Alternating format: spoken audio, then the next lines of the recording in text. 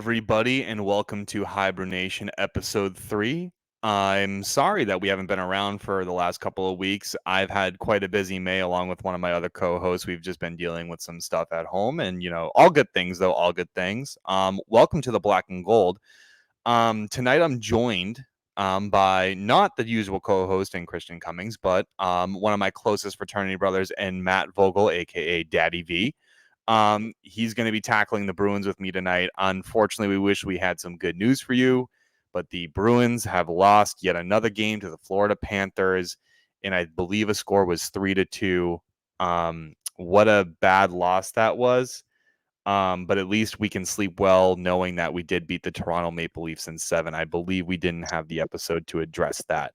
But anyway, let's welcome in tonight's co-host and Matt, Daddy V. How's it going? Happy to be here. Not so happy under the circumstances of how the game went tonight and what the series is looking like going forward. But going to make the most of it. What else can you do? Right. What about that blown? I'm sorry. We're gonna touch upon that first because I have to mention how awful, as you guys can imagine by my name, is Rule 69 goalie interference. And about in the third period, I can't remember the exact time, but basically Sam Bennett in front of the net had cross-checked Charlie Coyle into Jeremy Swayman and retrieved the puck and shot it into the net for a goal. Boston had challenged that, lost the challenge, and went on an immediate penalty kill after. Matt, what? I guess I'll kind of describe what Rule 69 basically states. It's just that when the attacking player, in any fashion, if he pushes a player or causes in any form to interfere with the goalie, be it himself running into the goaltender, aka Jacob Lauko in Game 3, but that was forced by Barkov. If the attacking player pushes himself into the goaltender or another defending player into the goaltender, the rule states that the goal will be deemed no goal and it will be removed from the board and the game will resume on. That being said, Matt, how did you feel that missed call, or what were your thoughts on it? How do you think that changed the game? Right after the game, I jumped on Twitter and I was looking at everything, and I tweeted out, and everybody else was like, and even on the broadcast, they were saying this should be the quickest review. This is such an obvious goalie interference. Truthfully, they should. I don't think that. Even after the game, I saw Sam Bennett was saying that. How he's gonna be like. Even if I didn't cross check the guy, Swayman wouldn't have gotten over, which he did say. And I mean, truthfully, it shouldn't matter anyway. But like you said, the same thing happened before with Lauko. I mean, if we're gonna call that, you got to call it even for both sides. And they acknowledged that there was contact. So I think that they were saying that Toronto said there wasn't enough contact to make that call. So now we're going to get that ticky-tack in a I don't even know what the score was at that point. Was it tied? Was that 2-2? That's the goal that got them tied, and then Barkov. Yeah. So I mean, in that close, in that game scenario, now we're going to start picking apart. Oh, there was contact, but not enough. It just seems like a bad all around. I mean, like I said, I once I saw the replay, and even in real time, I was like, this should be quick. I mean, there's no way this goal should count. And you know what? I agree. Everyone was saying it should be quick, right? And they were taking time. So to me, it appeared as though they were looking for something to not take the goal off, right? They wanted to look for a reason not to take it off. Mm-hmm. And for the NHL to even acknowledge the hit, okay, so good. You acknowledge it, but Coyle left his skates. That was a cross check. There was no question. It was sure. On the numbers. It was behind that. So I was one of those people on Twitter that was absolutely like blasting the NHL. I'm just like, I think the fans know the rule book better than you do at this point, because that was bad. Now, I'm like you, Matt. Like I absolutely hate blaming games on referees because everything is at high speed. They're skating at 20 plus miles an hour. You're not going to catch everything, right?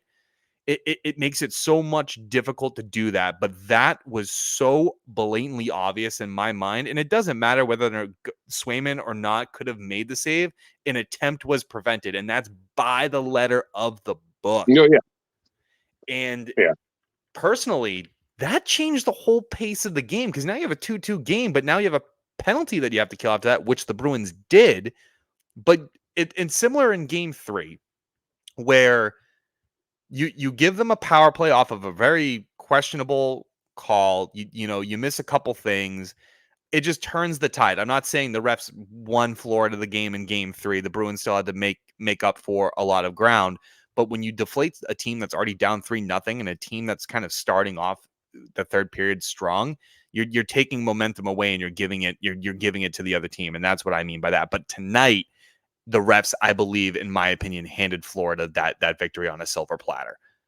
It definitely shifted momentum. We were actually recording later than normal tonight because I had to go pick up my brother and my father, who were both at the game.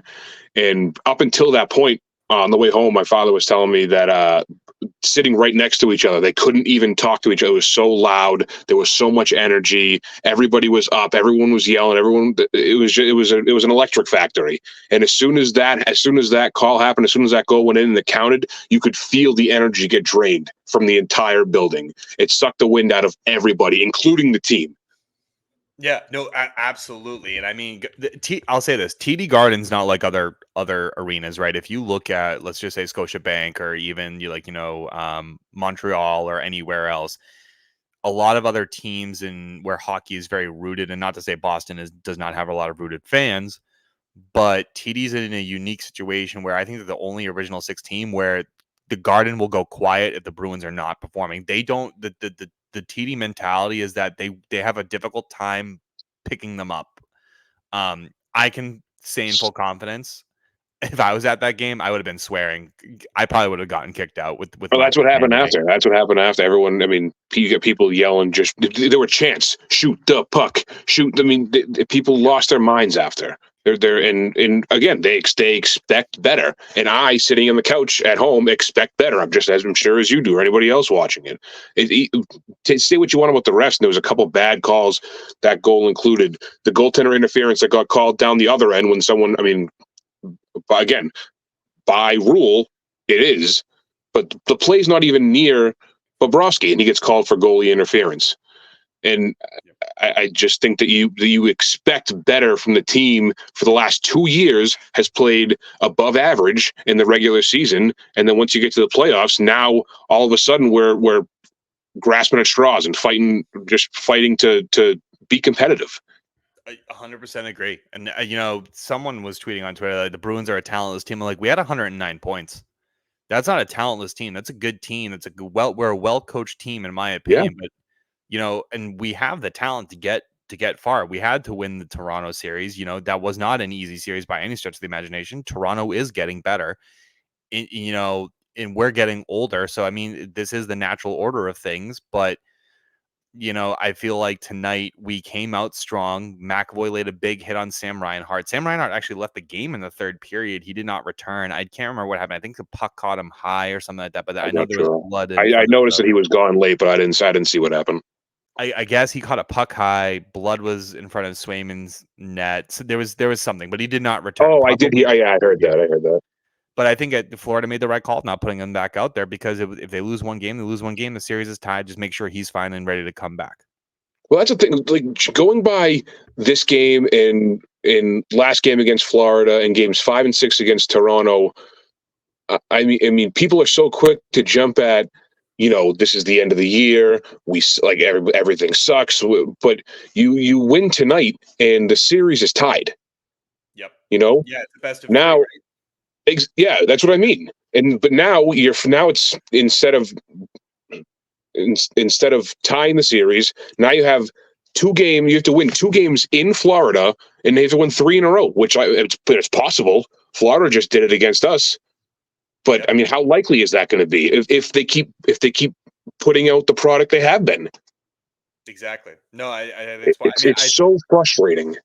I don't think it helped having Marchand out, and I think they're not saying it's a concussion, but I bet you it's concussion-like symptoms similar to how Matthews played. Oh yeah, sure, yeah. And all I'm saying is so come Tuesday, because that's going to be game 5. If Marchand is not 100%, I still say you do not play him. I'm not willing to risk his health and well-being over the unlikelihood that we win 3 in a row against Florida. Because I'm going to say this. I'm going to give credit where credit is due. Florida is an absolute wagon of a fucking team. There's no question, no ifs, ands, or buts about it. Yeah. There are many players on the Florida Panthers that I like. I like Bobrovsky. I like Tarasenko. I actually kind of want to see Sam Reinhart and Kyle Okposo win a cup just because it'd be funny because of the Buffalo memes. I actually forgot that Okposo and Tarasenko were on this team for a while. Yeah. Well, in the first few games, they were invisible. But they've stepped it up. They've come, but I think they know their role on that team, and I think that's where they stand. I'll be honest, I'm not hopeful we win 3 in a row. I do think this game goes 6. It might go 7, but we're not. I personally don't believe we're going to win the series, and that's not me trying to be negative. It's just looking at the hard facts. The Bruins are not getting the shots that they need on net. They're not challenging Bobrovsky, and on the other side of things, Florida is doing a lot of things right. They're just taking shots.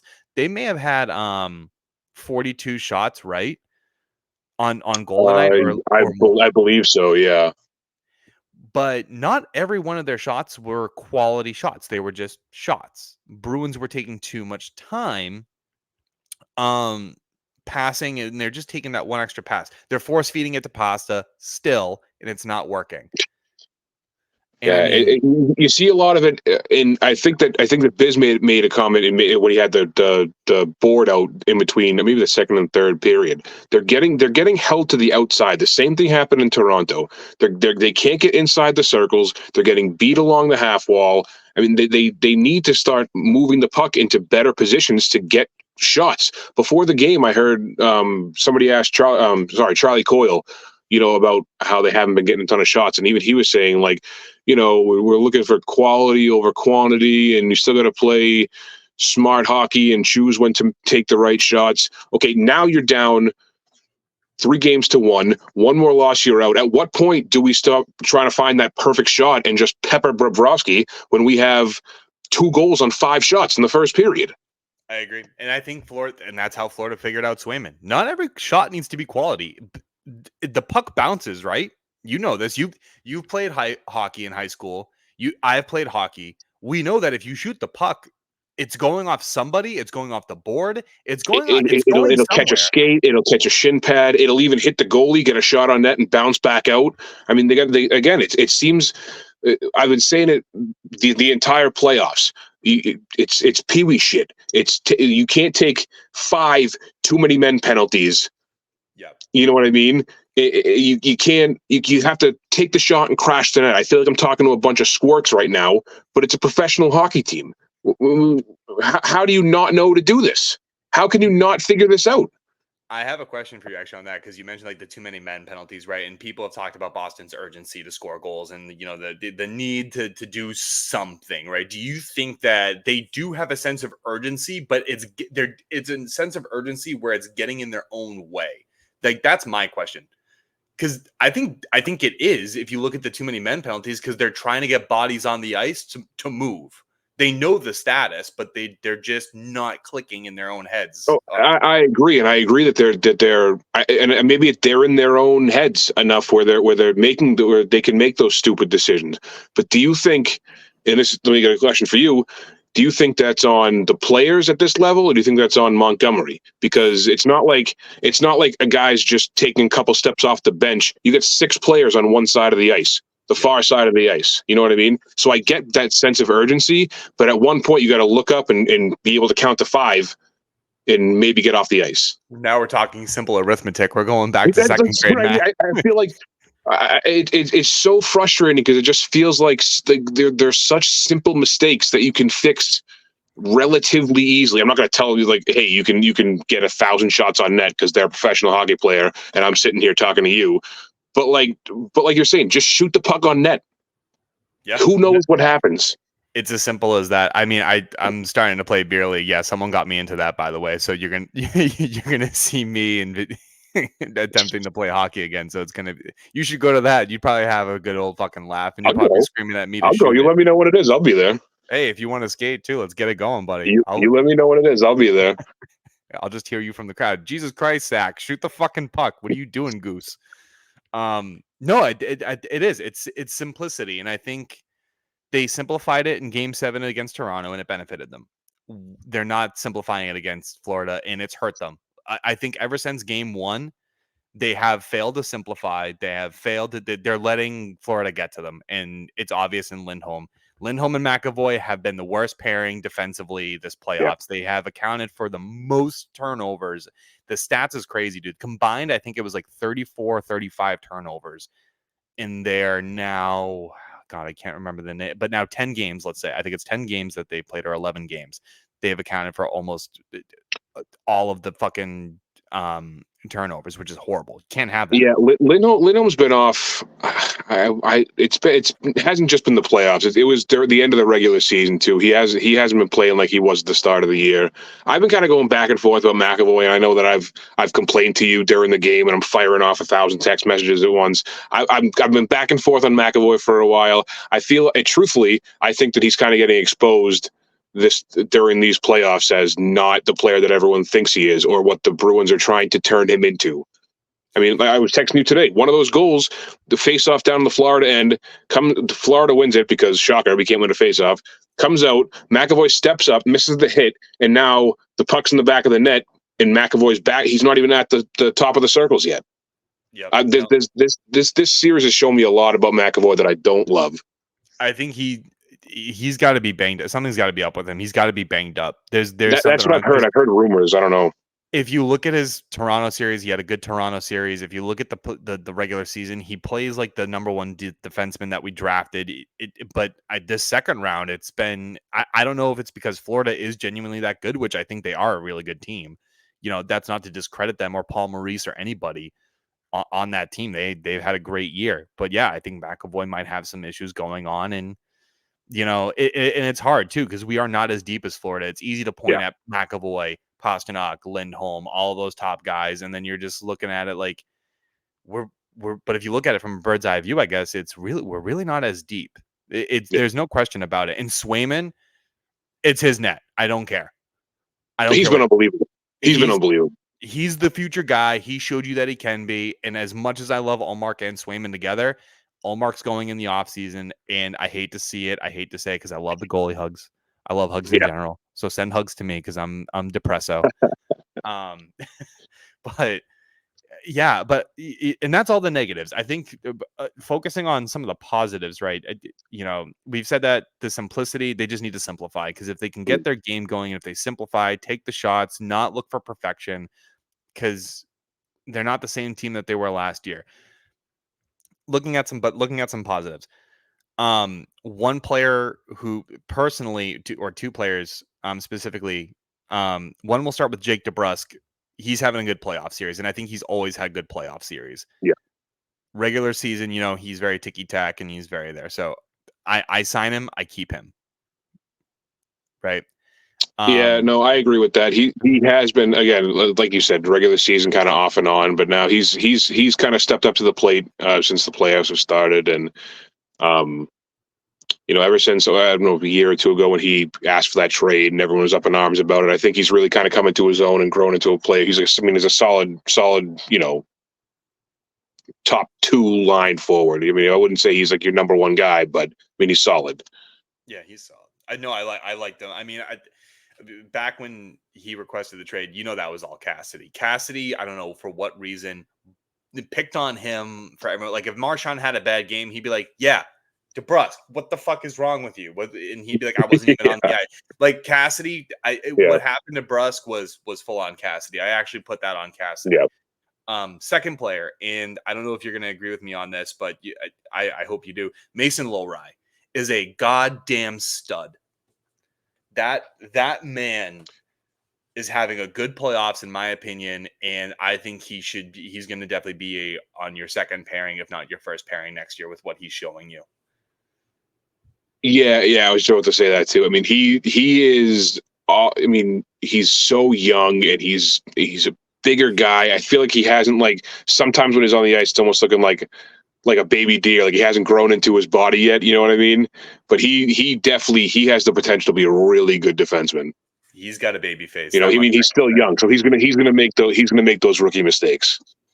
Yeah, I don't think, to be honest with you, he hasn't made many, if any, this year. The Toronto series, I think he made a couple, right? And he's gonna, and like you said, like you know, you're gonna look at that and you're gonna say, okay, yeah, he's a rookie. It's his first playoffs. He gets his first playoff goal, I think, against Florida. Yeah, that against Bobrovsky with that absolute fucking snipe. But ultimately, God, I think yeah. he's gonna grow into something fine, and I think that's gonna be maybe your future pairing with McAvoy and Lovry. Maybe not. Maybe you pair him with Carlo. I don't know, but that's definitely something that's a positive to take away. And JD is a positive. So I, signed JD because he's the UFA this year. Wasn't upset with JVR. Pasta's one guy. I'm not going to put all of this onus on him. And people, Bruins fans need to listen. It's one guy. Pasta is one guy on a team of 18 players. 17 of the other ones have to step up eventually. So you can't put everything on Pasternak. Like, he's not McDavid. He can't dance around the entire Rangers team. And I know we're playing against Florida, but like, I don't know if you saw this, maybe it was last year, Vogel, where McDavid undressed the entire Rangers team and then undressed Shesterkin. Oh yeah. Well, how often does that happen? You know what I mean? I was watching the Vancouver game the other day, and he's incredible. He's just incredible. He's unbelievable. He's a cheat code. And then Connor Bedard's going to be equal to him, but I think in terms of shot, Connor Bedard shot. But people need to lay off Pasta. He's doing, I think, everything he possibly can, but he can't put that entire team on his back like Swayman is. Swayman's the goaltender there, but and Swayman it's actually even another bright side on the future of the Bruins. That's clearly another guy that's going to be like your Tuukka Rask, and I think you ride him until he dies. Sounds weird. Yeah, I'm excited to see him stick around for a while. I think he's really shown a lot during the playoffs. I mean, he's played unbelievable. And like you said, it's nothing against Ullmark, because I think Ullmark's a fantastic goalie. And truthfully, I think the games where he started and lost are the games where he was put in. I mean, I don't think that he played bad at all. I think the team kind of left him out to dry. I think the team as a whole are letting their goaltenders out to dry, and it's the same thing as last year. Yeah, they especially with the Carter Verhaeghe goal in Game 7 last year, McAvoy just stood there and let them come around the net, and then boom, in the net. You can't do that. You get them, get at them, block the lane, do something, use your face. Yeah. I don't know. It's already bruised up enough as it is, from what I could see. The guy looks like fucking Pirate Pete. Like, yeah, no, he looks banged up. But it's wild. I still think this series goes 6. I think they'll show a lot of desperation, and Bruins fans travel well. There's a ton of them in Sunrise, Florida, so there's a chance. But I don't see it going 7. I don't see us winning the series. I would love to be optimistic, but I think Florida has it. Yeah, I mean, like you said, it's really easy to pick apart the negatives right now, just based on how the last 2 games have gone. But there definitely are positives. I mean, crazier things have happened in the NHL playoffs than coming back down from 3-1. So I mean, who knows? They might, now that it's win or go home, they might bring a completely different team out. They might come out like a bat out of hell for the next 3 games and shove it down their throats. Who knows? I want to see Pat Maroon shove Matthew Tkachuk's head up his own ass, but he won't do that because he's a coward. But I mean, who knows? Who knows what'll happen? Yep. No, I agree. All right, so let's look ahead to Game 5, and then assuming Bruins win Game 5, we can look a little bit ahead to Game 6. But maybe we leave that.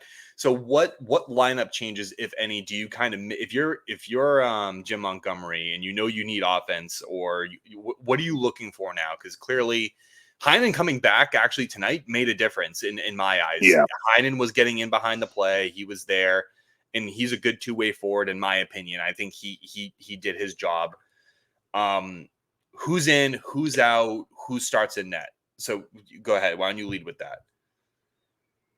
I mean, I think, like you said, you got to ride Swayman. You can't take him out now. Ullmark's been sitting cold for a series and a half. He started 2 games, maybe a game and a half. He he's skated. You got to go Swayman.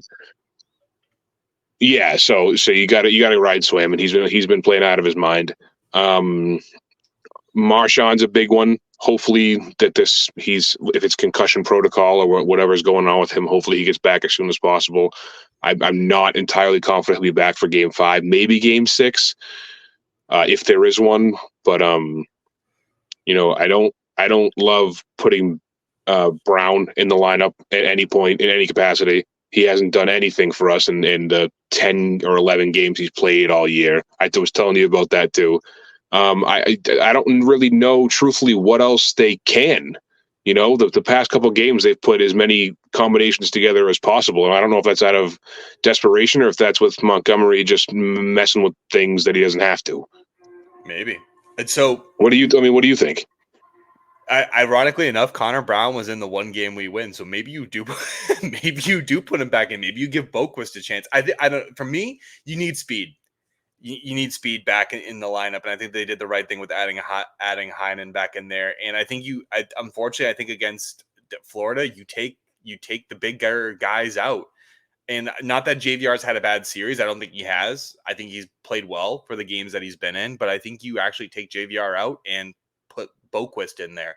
You need speed generated through it. Yeah. You need to dump the puck in. You need to get it deep. So for me, again, so assuming Marchand's availability is yes, he can play, right? I would have Marchand, Coyle, DeBrusk. And then I would have Zacha, Geeky, Pasta, because that line seems to be doing all right. Or you put Geeky up with Coyle. So you could interchange those and then move Zacha to the center and move DeBrusk to the left.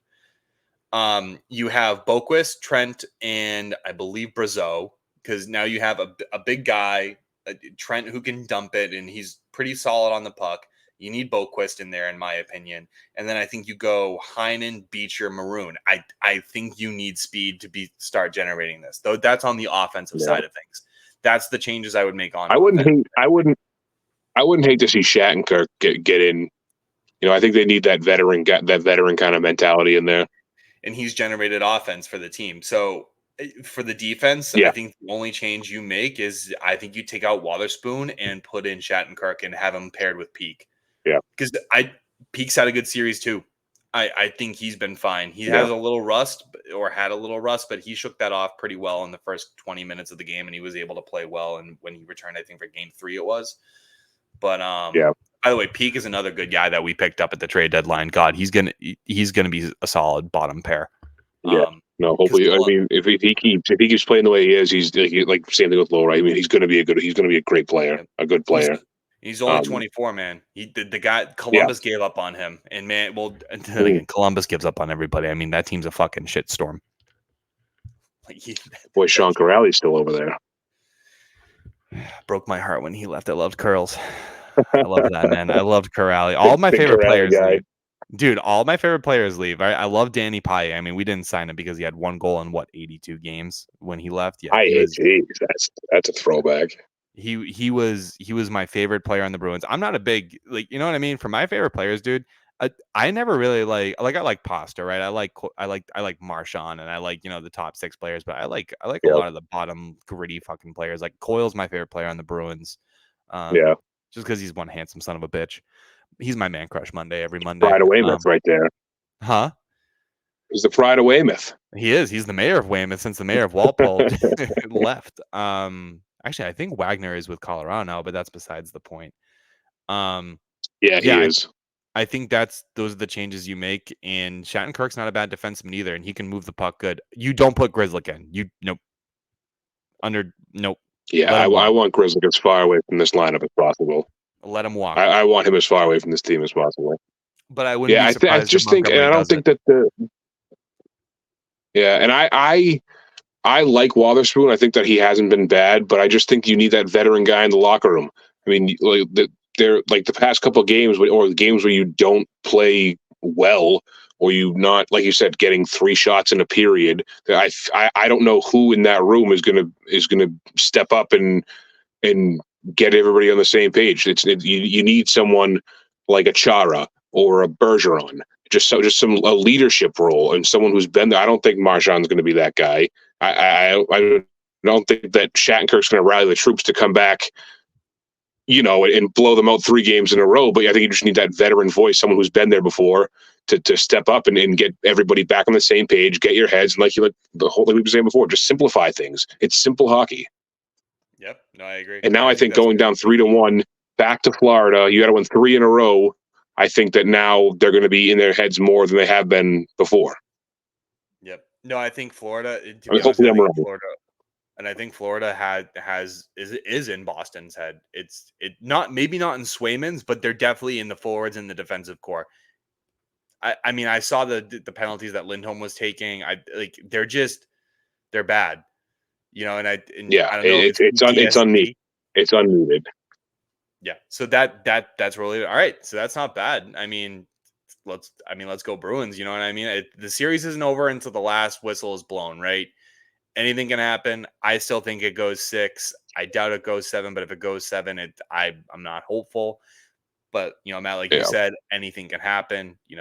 I'm here for the hockey, and as long as it can be. Yeah. I was hoping after this game, we're talking. Well, this is a different conversation. We're tied at 2 games. We're going back there, maybe steal 1 game and come home again.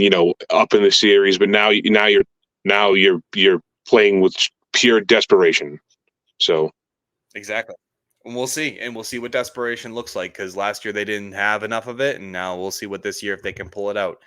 So, and I can't stand to watch the rat cry, so I can't do it. I can't do it because I'm gonna cry.